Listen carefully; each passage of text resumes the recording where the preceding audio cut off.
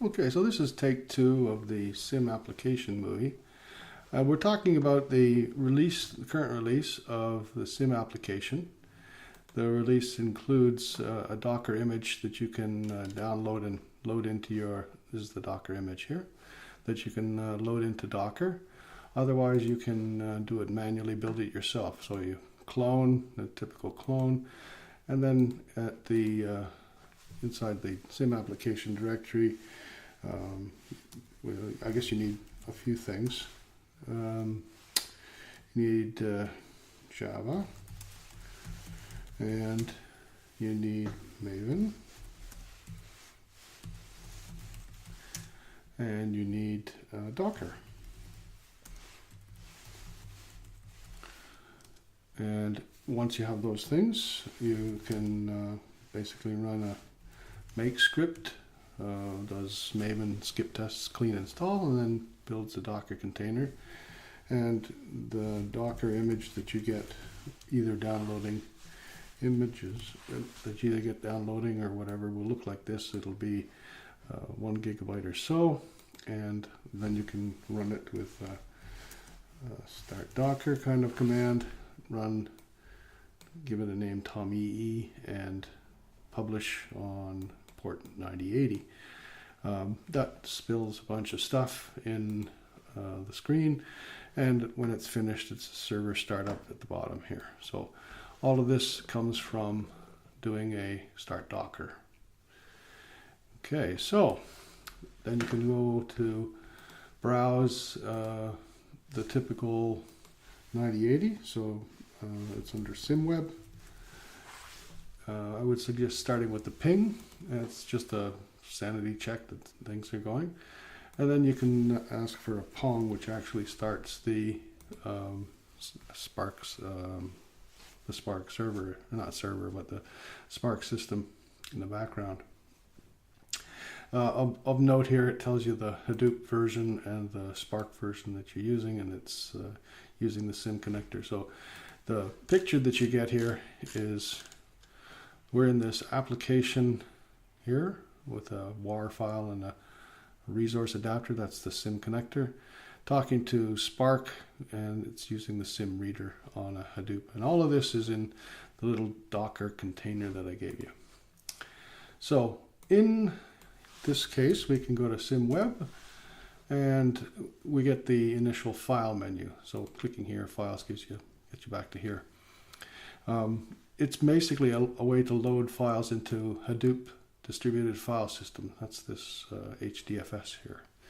So we're going to browse and select a SIM file, upload it. This is a small one. What you can load it into Spark, but first I'm going to show you what it looks like on a map so you can see. So we're in the map section here now. It loads it client side. You can zoom with the wheel, or you can say shift and click and drag. I would suggest probably you view the internal features so you can see what's in the station as well. Clicking on a feature tells you the details about it. Missed the transformer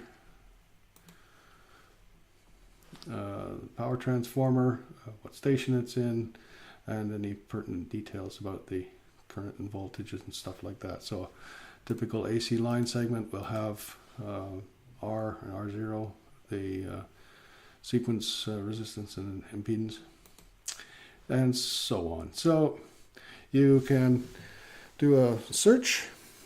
So searching for STA 227. Oh yeah, that's it. 227. It zooms the window and highlights what is selected there. It shows you the attributes. When you want to do a trace, you click on something that's in the topology. Stations are not. And you ask for trace, and it highlights all the things that are connected on that circuit. I guess, oh, there's one more thing. I guess the 3D. So turn on the 3D buildings and hold control and push up Pushing sideways rotates, but pushing up gets you the 3D version, and you can then zoom in and pan through the stuff in the file. Okay, so back to the Files menu. That was just the viewing part. We're going to actually load it into Spark now.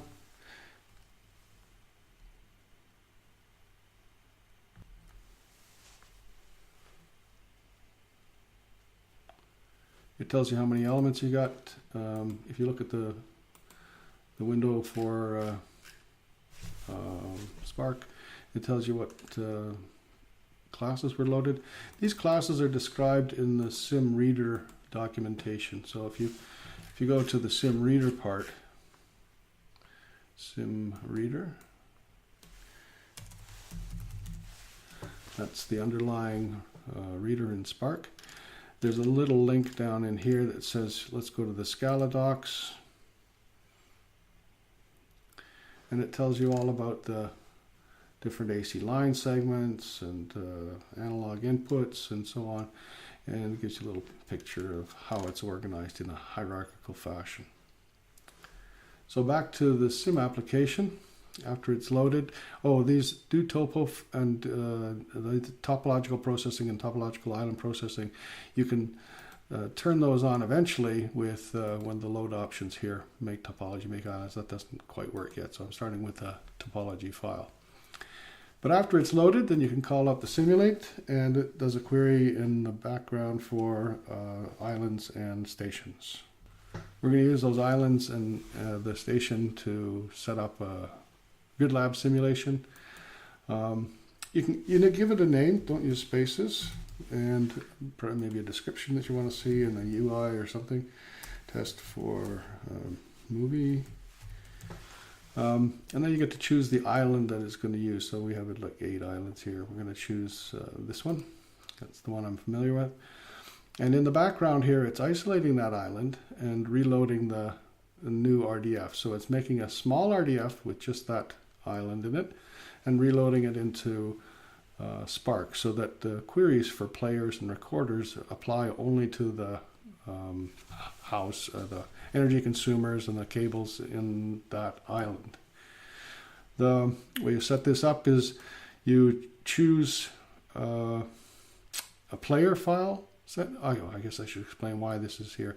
So here we have, we're going to attach a load to every energy consumer.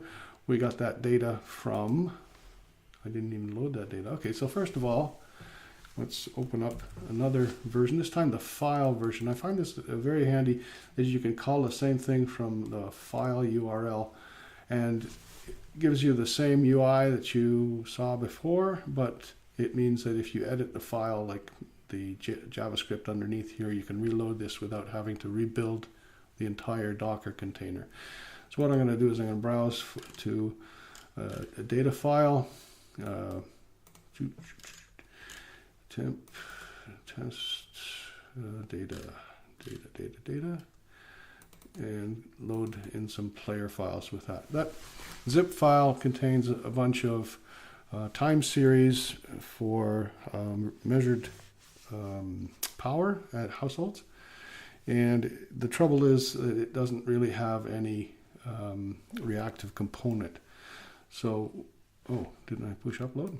Sorry, man. It doesn't have any reactive component. We'll have a look at what the files look like in a moment.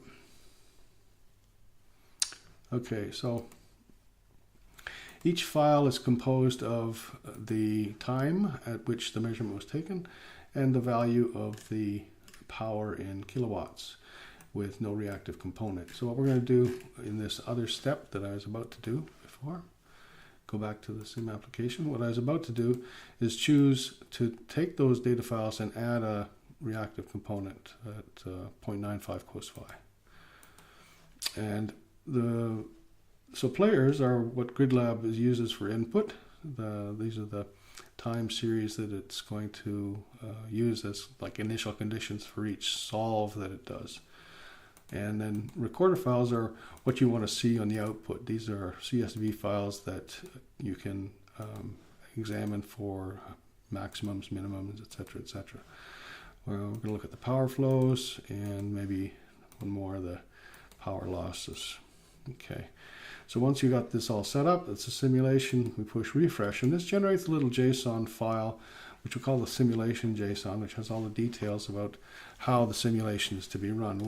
Where are the recorders? Where are the players? See, right now it's calculating the players as the cos phi, and 0.95 applied to those non-reactive meter measurements that were made. So just to see what that did for you, let's go back to the Files menu and look inside of the station 206 where we have our little test, which has the RDF that's extracted from the whole sim file. That's the island RDF. And the input data now is CSV files look the same on the outside, but in the inside, they now have a reactive component. So they were given a 0.95 reactive component. So they have a real and an imaginary part. So once you're happy with that, you save it, and that generates a little JSON file with this stuff in it, this test JSON. And that can be used later to pick up from where you left off and maybe modified. Pushing the simulate button actually executes GridLab using the input data that we have here. So looking at the GridLab file here, we have test.glm, which looks like a GridLab file. And that's running against the input data, which is those modified load files, constant load files, and generating generating an output data file for every one of those recorders that we asked for. So these recorder files are similar to their CSV files, but they are the output from the program. This is a voltage at the fuse of house 2097. If you add these together, it's about 400 volts. So that's the simulate option. Let's go back to the simulate part. See, now it's finished. How did I get these recorders and players? Is behind these there's the queries that pick up all the nodes, for example, and apply the property that it has input. Oh, this is the player, so it's like way down the bottom here. So this is a recorder, current recorder, but a voltage recorder is the same kind of a thing. It's voltage out, and an output directory, an output file. So these queries that are behind here, I use this query tool here to create. So you can say select star from AC line segment, for example. Oops.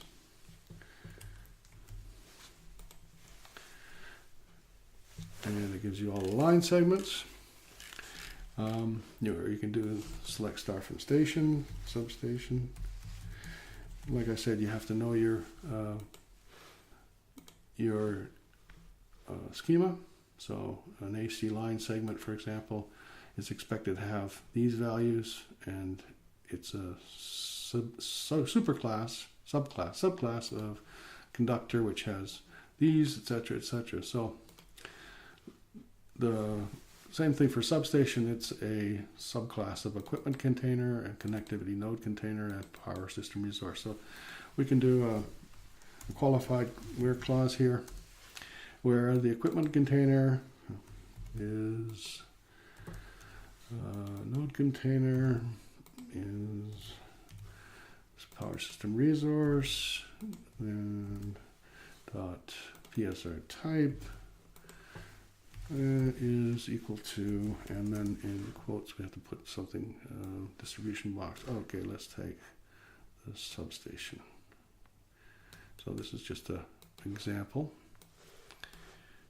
And quote.